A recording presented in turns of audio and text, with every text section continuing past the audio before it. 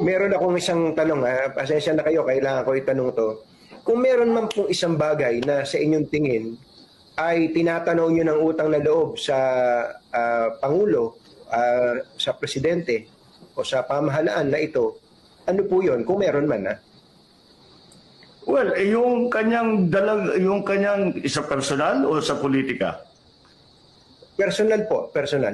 Ay, siyempre, pinakamalaking ginawa niya para sa amin, yung paglibing ng aking ama sa libingan ng mga bayani. Yun ang pinaka-importante para sa amin, para sa pamilyang Marcos, siyempre, at matagal na namin ipinaglaban yan eh.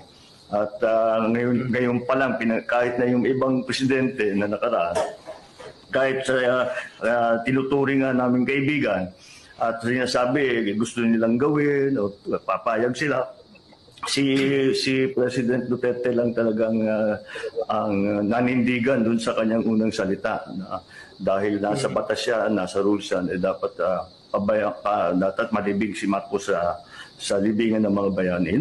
Hindi habang sa kasaysayan ng pamilyang Marcos, di na namin makakalimutan yan. Kumbaga siya lang yun nangako sa inyo na tinupad.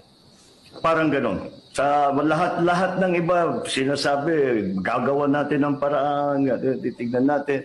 And siguro sincere naman talaga sa iba, pero syempre may puwersa ng politika.